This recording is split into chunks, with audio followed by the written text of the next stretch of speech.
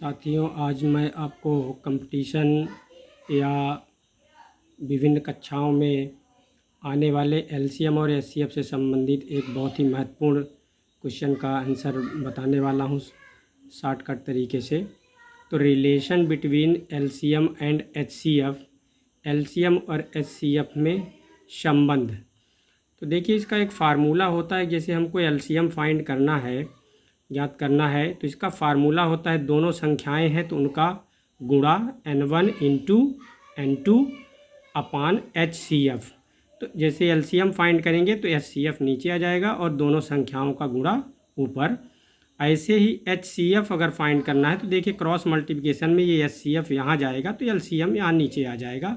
ये cross multiplication का rule होता है। तो ये चाहे आप एलसीएम और HCF फाइंड करेंगे तो ये फार्मूला हो जाएगा।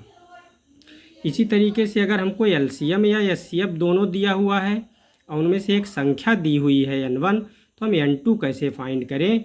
तो सेम उसी तरह से n2 फाइंड करेंगे तो उसमें n1 नीचे आ जाएगा और HCF और LCM का गुणा ऊपर हो जाएगा। सेम ऐसे जैसे अगर LCM HCF में से फाइंड करना है तो संख्याओं का गुणा ऊपर और LCM और HCF ऊपर नीचे। ऐसे ही संख्या में जब संख्या ज्ञात करनी होगी तो HCF और LCM ऊपर और n1 नीचे। अब इससे रिलेटेड हम लोग क्वेश्चन देखते हैं कि if the HCF of two number 20 and 45 is 5, then find the LCM of the two number. यदि दो संख्या 20 व 25 का HCF 5 है तो उनका LCM ज्ञात करिए। तो देखिए, हम सीधे सीधे फार्मूला ले लिए, LCM equal to n1 into n2 upon HCF। Formula ले लिए। अब इसमें वैल्यू हम लोग पुट कर देंगे, रख देंगे। इक्वल टू n1 20 दिया है, n2 45 दिया है, अपान HCF देखिए 5 दिया हुआ है तो ये 5 हम यहाँ ला के रख दिए। अब इन नंबरों को हम कट करेंगे, डिवाइड करेंगे तो 5 1 जा 5, 5 9 जा 45 हमने किया है। तो नीचे कुछ भी नहीं बचा, 1 बचा, ऊपर 20 है और ये 9 है। तो 29 जा 180, 20 नमैया 180, तो ये आपका LCM 180 आ गया।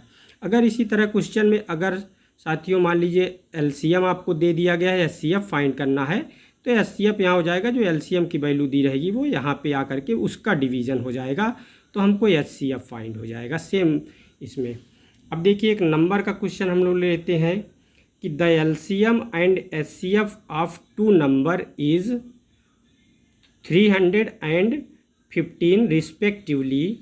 If one the number is 25, then find the other number. दो संख्याओं का LCM और HCF क्रमशः 300 और 15 है।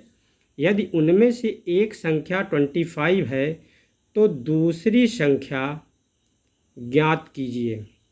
अब देखिए, इसमें जो हमने फार्मूला यहाँ पे आपको बताया था नंबर्स वाला, वो नंबर्स वाला फार्मूला यहाँ पे हम फिट कर देंगे।